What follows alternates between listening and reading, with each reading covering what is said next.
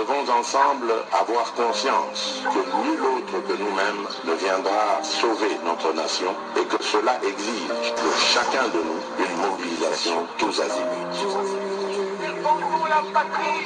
Peuple congolais, il est temps de nous lever, de nous serrer les coudes et d'agir pour défendre notre patrie, notre intégrité territoriale et l'intangibilité de nos frontières.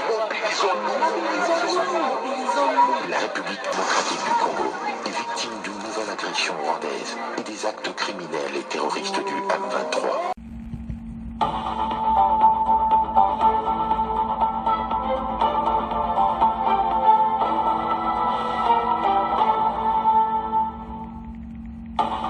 Bonsoir, bonsoir, bonjour. C'est Congo News 24. Bande Konanga, comme toujours avant de commencer notre émission, nous disons merci à Dieu. Nous disons merci à nos chers abonnés et téléspectateurs qui nous suivent partout dans le monde et en RDC. Bande Konanga, soyez les bienvenus.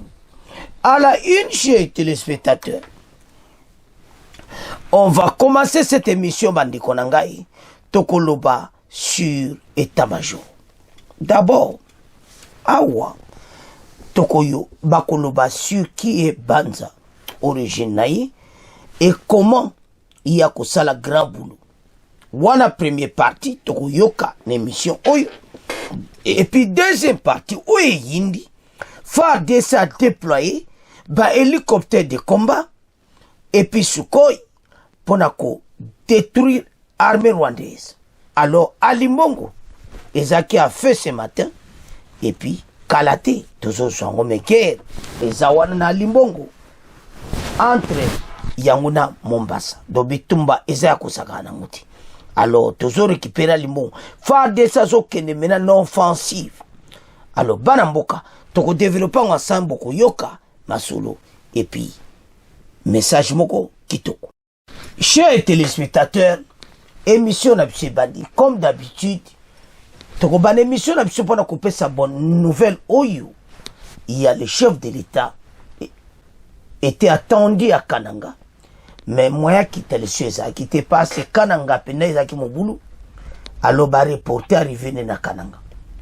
Les informations, tout ça n'a pas congolais, bah il le chef de l'État, Azaki attendu le na Kananga, mais moi attendre les parce que Mboule Zaki Makasi aéroport à Kananga, moi, Fatiba atterrir Kounezati. Alors, bah, reportant. Alors, chers téléspectateurs, Wana est un message à la présidence et pas à la communauté congolaise. Maintenant, tout ce qui est directement à Nord Kivu. Bande qu'on a parlé un peu, il y a remplaçant, il y a Chiwu. Fachi asaka makamunaye na sagesse nyos. Pourquoi un général de Katanga a remplacé sous général ya Katanga? Ayebi. Mboka na biso foye ba koyeba mboka na biso ndenge tambulaka. Mais banza ba message oyo epesami ekonkomonana. Bandeko sur le terrain. Travail pendant sala metozo ya na pona. Ma tolo banano banza kakalera koti. Mais tout a changé. Si oui. Asai kola la pongi et sa mona ki makambo yote. Parce que toyebi chiwo basa bana oyo bakoli na armée balingi pena mboka. Mais eloko neza iko simbati. Pourquoi veux-tu que ça n'a pas marché? Ma question est tout namaki ébélé. Et alors, l'arrivée, il y a Banza, et changer ma kambouibeli. Yango, remaniement est très important. Je crois même qu'il faut apprendre que, en tout cas, il fallait qu'on change chaque fois. Batou.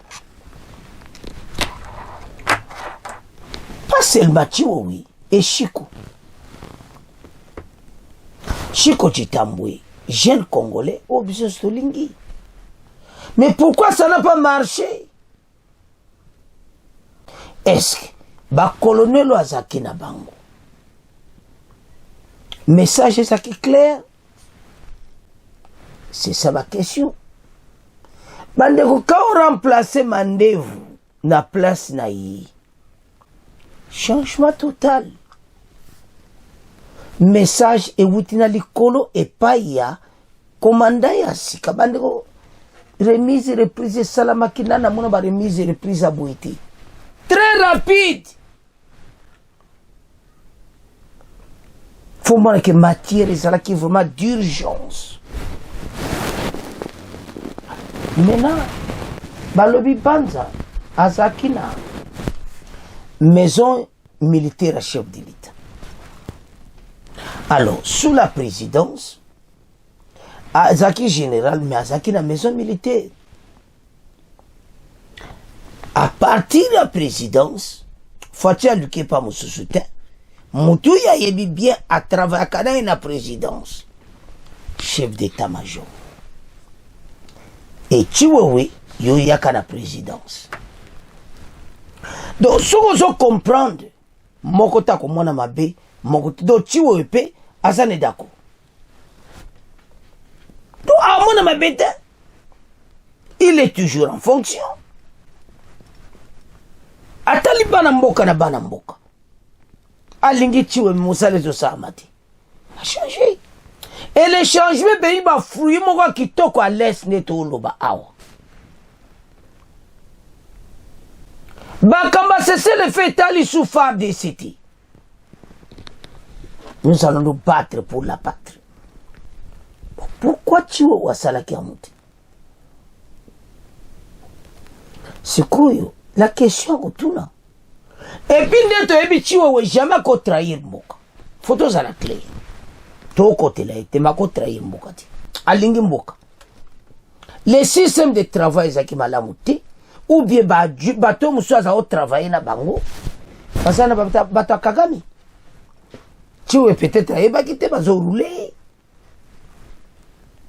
Comment se fait-il que Chiwewe alongi tout a changé sur le terrain? Nous sommes au-dessus. La question tozotuna. Na chef à renseignement militaire, Christian Dalwell, Yepe Alongwe. Question tozotuna. Renseignement militaire nabiso. État-major nabiso. Bakwa koyeba te ba aventure à Kagame. Kagame kosi bango ko azar ba missile sol aid. Baba kwa koyeba yango te. Ndito loba to ko laksa bino ba preuve. Les hélicoptères de combat eza ko beta armée rwandaise to yebite so ba kufi combien? Shuko eza ko beta bango na limbongo to yebite so ba kufi combien? Tozo gagner à limbongo. Lobi poko yoka ke to sito zuyango. La question to otuna. Chiwewe une équipe naïe.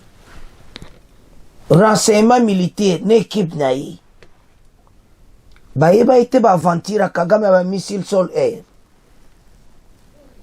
Les aventures, ba katsa kindegini. Car wana, o ba blende wana ndenge, o ekote pa na biso. Non, et ça difficile. Il faut renseignement militaire, baïba. Parmi ba blende ko koto ko yeba ke o ezali o ebeta kama nini alikolo. Mais n'a pas été détecté. Tu passes dans l'aventure, tu perds de ma village. Non. Tu vas village, tu te perdre. Bazala qui mal informé. Suko et ko matati. L'hélicoptère de combien ko matati. Mais le lezo mata. Wapi missile sol errant. Alors, maintenant, on va se discuter sur Jules Banza. Ndenga outi na maison militaire. Bokoyoka. Totanga bon auto avance. Bandeko, Jules Banza. Ndenge kabuzo mona. Eza pena makambo oyo. Eza très important. Ba analyse salama awa. Peto kolanda yango. Parce comment biso tokoye bate Alors, ndeko oyo aye kopesa biso lumière sur les changements à l'est du pays. Précisément, sur oyo toyebi à l'est, le cas ya bato oyo o balingi mboka na biso te, que se passe juste. Alors bandeko, makambo eza pene ya kosakana te. Au schéma force Matumba de IGCG analyse les changements à la tête de l'armée congolaise. Tokoyoka ndinga ko expliquer yango. Après tokoyana bitumba la guerre parce que o balubake yindi eyinda kaka comment ndeni to beta bango biloko. Alors maintenant toyoka nano se Matumba ndenga ko expliquer yango. Parce que ebele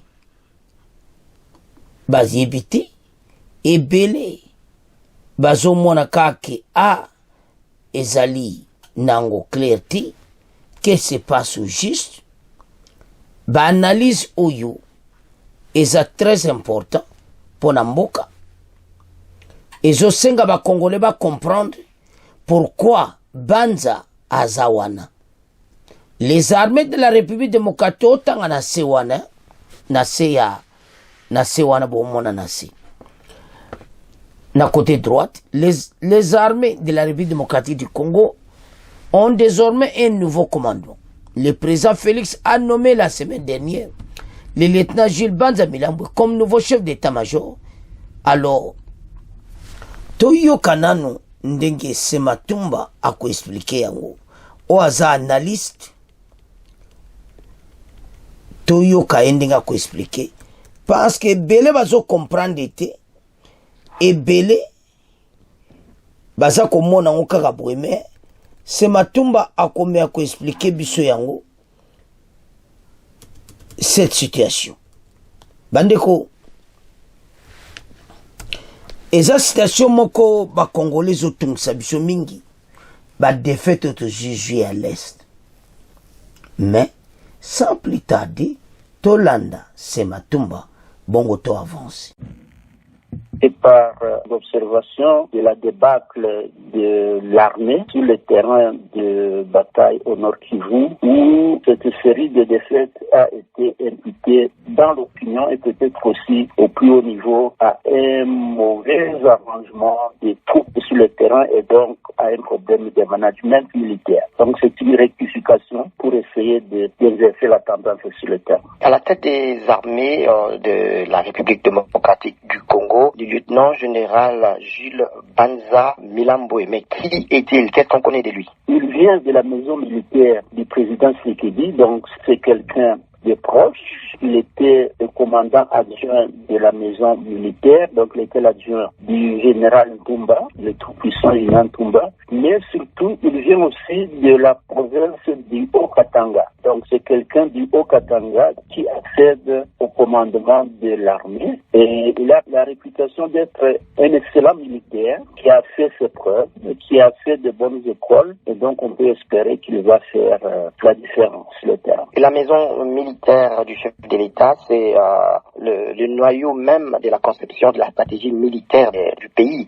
Mais lui vient de ces milieux-là, maintenant il est à la tête des armées. Qu'est-ce qu'il peut bien apporter de nouveau? Qu'est-ce qu'il peut changer? Souvent on parle des problèmes de manque de moyens matériels, logistiques et même d'un paiement des militaires. Ce qu'il peut apporter et ce que l'opinion souhaite, c'est qu'il soit en meilleur terme avec le général Ntumba, donc le commandant de la maison militaire justement, dont on disait qu'il était parfois en compétition ou en concurrence avec le chef d'état-major général des armées. Donc il y avait une sorte de dualité à la tête de l'armée, donc la maison militaire étant rattachée directement à la présidence.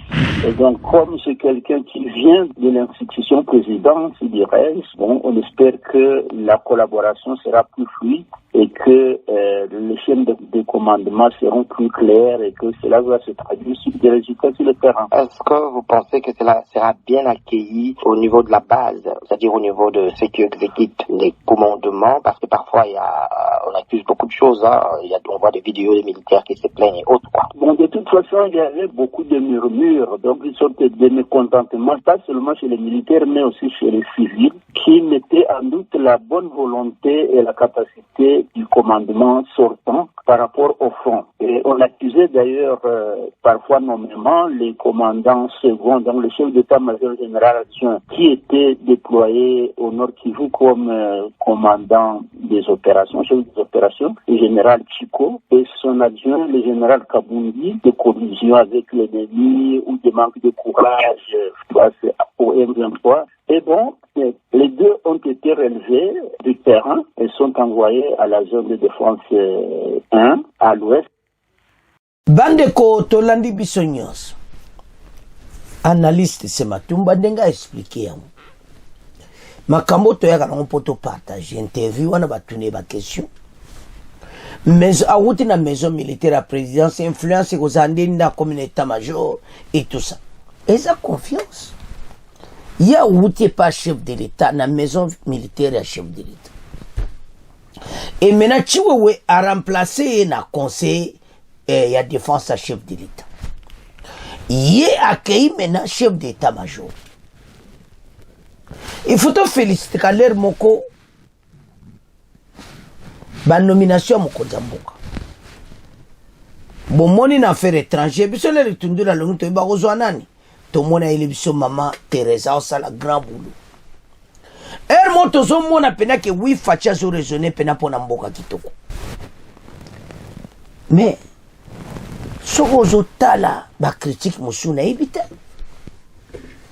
Bozo mona teke ndenge kaka sema nani Gilles Banja Koti Milambwe. Bozo mona teke il y a un grand changement.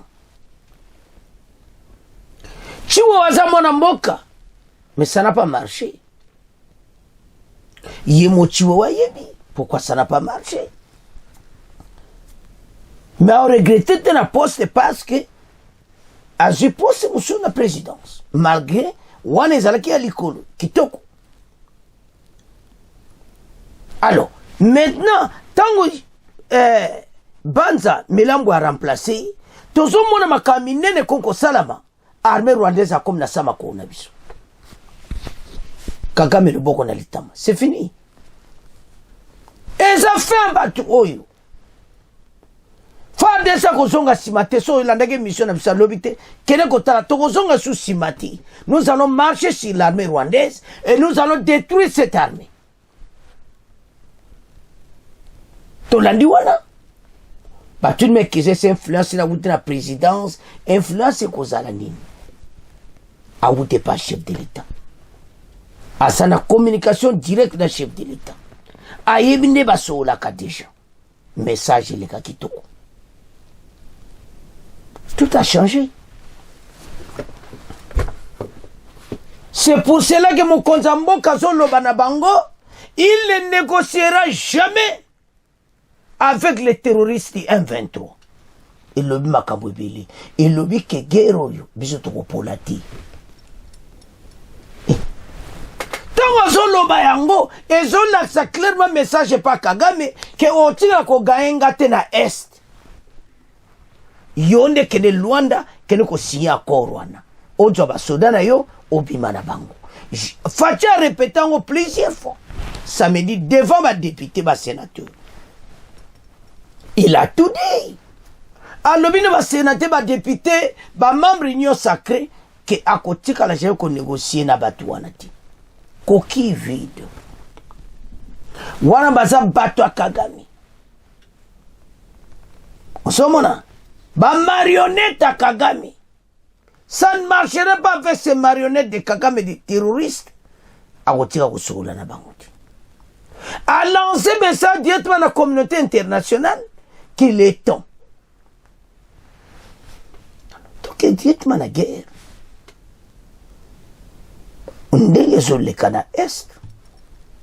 L'armée avance. L'armée détruit toutes les bases de Kagame. Bozo mon appelle que ma base ça la détruit. Tout à une partie. Tout le monde a un hélicoptère de combat. N'enzo beta biloko. Bon, auto avance. Le FARDC maintient ce lundi 23 décembre contrôle de Ndoluma et Mombasa dans les territoires de Lubero. Malgré les attaques des rebelles M23, ces derniers restent positionnés avant ces localités et occupent toujours Alimbongo qui est ciblé par l'armée. Toutefois, la situation demeure volatile dans la zone. Les risques de reprise de combat est certain. Les FARDC veulent reprendre le contrôle de la localité d'Alimbongo, perdu il y a une semaine, tandis que les M23 va progresser. Alors, tout à l'heure, le bombardement, nous avons Fachi a été guerre. Alors, l'hélicoptère de combat, et ça coupe biloko qu'on a dit que Saganati, Nasukoi, l'armée rwandaise, baza kupanda pe bakufi beli. Mais Kagame yokata otinda ka ba renfort. Bazo silate. Bazaka koya. Comment Kagame a sapé déterminé. Mais biso, toujours ce message clair et que nous avons la force. Ton anan ndengeni belikopte ti kombezo beta biloko bongo to avance. De la force aérienne, c'est ça. Ah. Wow.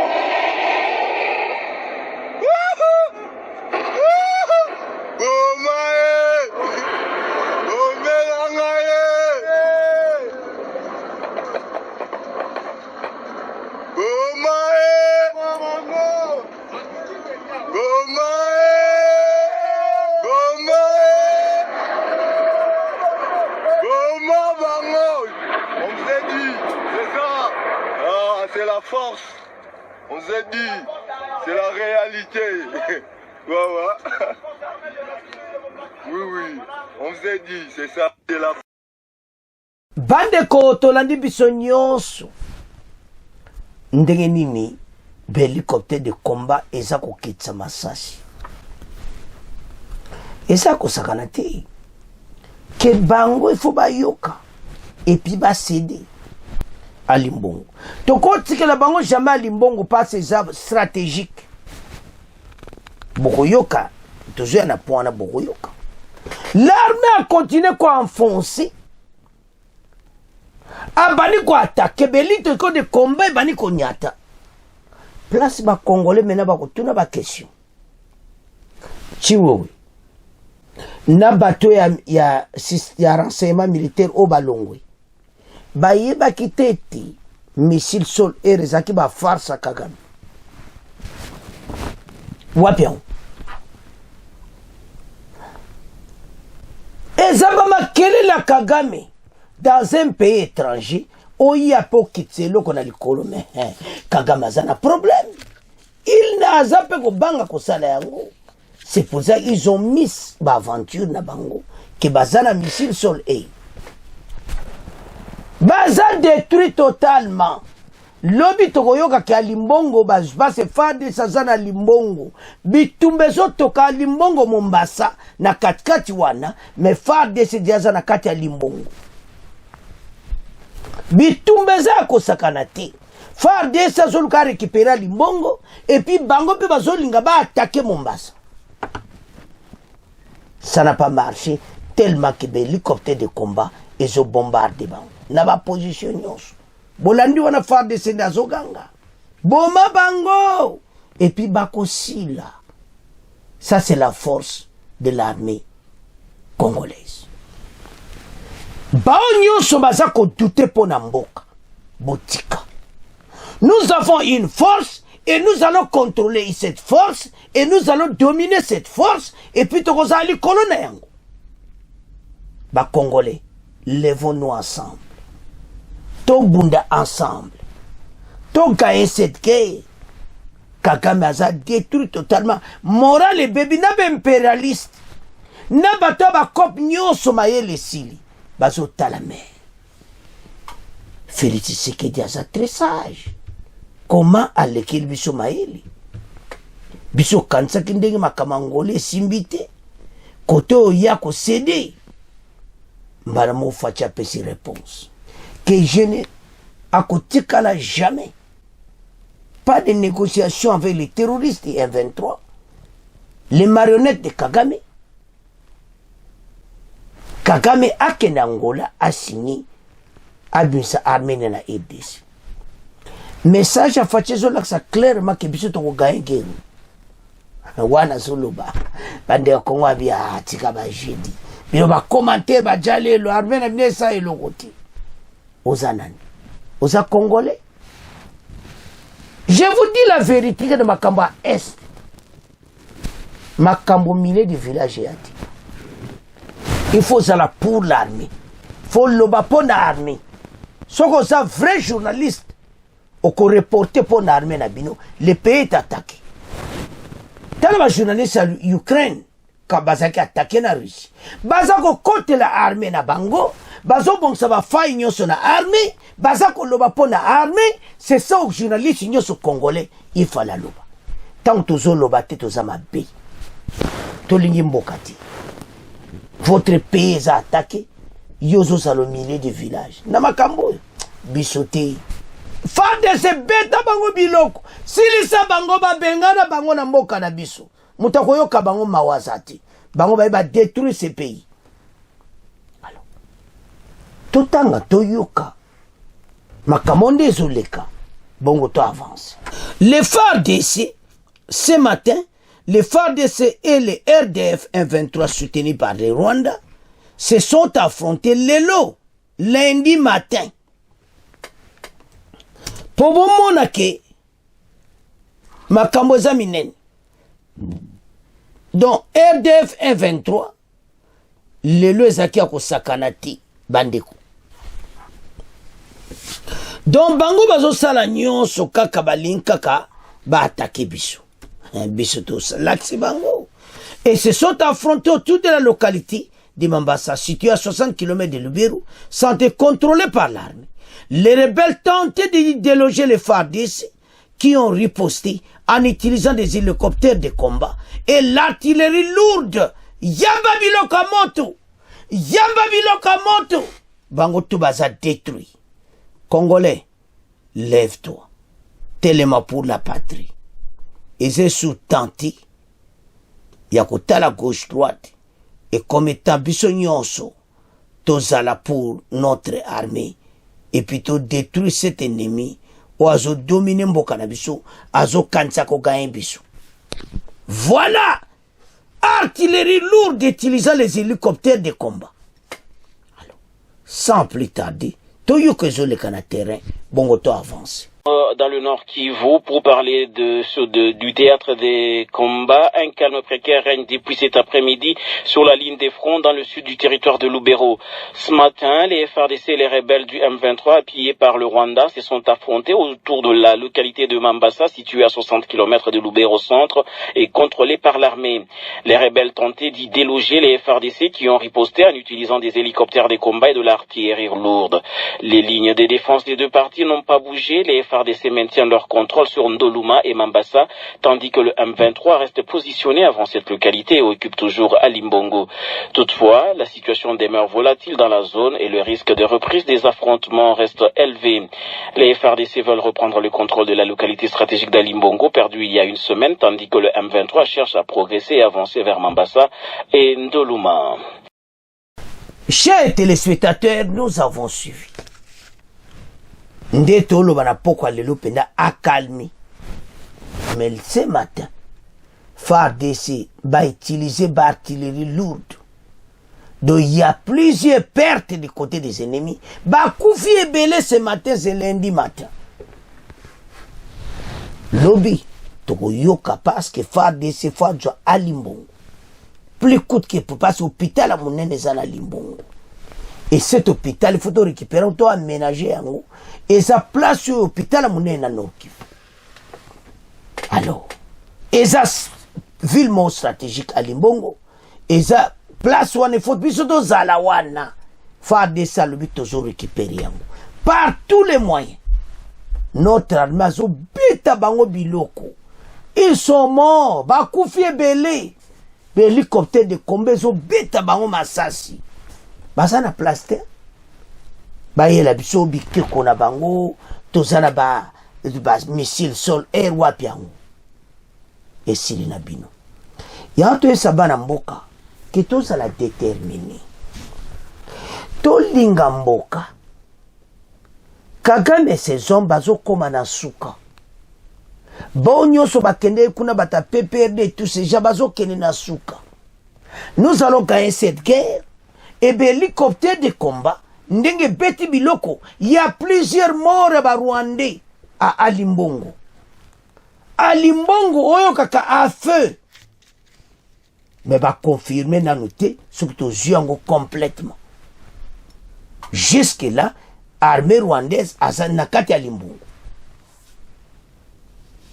mais na ndenge bitumbe salama kina tongo lobi tokoyoka parce que salama armée akopusana dans le silence na kati wo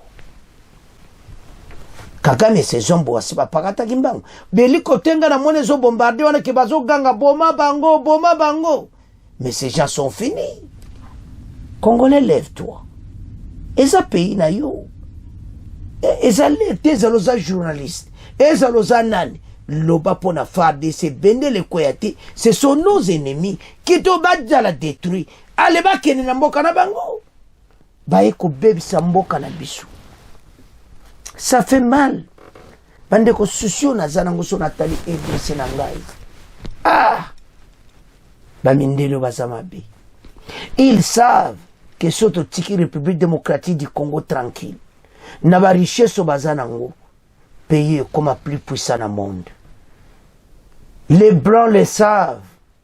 Ba liba éliminer biso. Nde basala ki na Libye. Mais pas na biso ko simbati. Farde sa télémine à position là. Boko kabisoti. Ce que vous faites là, toyebi yango. Congolais lève tout. Les impérialistes massacrent et télémi. Baso comprendre le président Félix Tété. Ba baso kanta que faiblesse c'est ça. Mais ba comprendre tende makambo charger na terrain. Armée rwandaise azo téléphoner batunaye que kope kufi pona libela. Nous avons compris ba jenabino. Renseignement militaire à ce que côté à FARDC. Bon bazala ki renseignement militaire fatia longoli bango. Ba komoye ba nyonso akagame. Monde oh bonne baza tozoyi ba na ba position place baza. Na place armée ba batana ba caserne. Bazo bombarder bango de loin. Et puis mbala oyo ba drone ko kitana ndenga mukiti. To yebi place bazali. Ils seront tous détruits. Kagame et ses hommes bakote sumakelo ba ochati. Ya tout ça va Congolais, lèvons-nous ensemble. Tout le bapona mboka, nous allons gagner cette guerre. Bende le koyate, Kagame et ses hommes dégage, quitte la RDC. Yango bana mboka. Totika makambu ya koza naïve. Eza mboka na biso. Loba pona mboka. Tala ba Rwandais de basa publicité kata extuter makama lukuta. Baso dessiner wa bango. Biso peto sala yango. Média est très important. Kagame a sopi pene ba ex batunaye. Mais pas na biso. To sala ba patriote. Eza mboka na biso. Kagame ne peut pas résister. Ba force à Dieu pas impérialiste à kamwe. Biso nde ba yuma bino. Bah c'est le fait à les sous-jeter et comme est en guerre. Le pays est en guerre. Si Kagame a tika ke Luanda, wane makambo ici. Bana mboka, to comme na fait mission, bon continuer à s'abonner, bon partager. Au revoir. À la prochaine.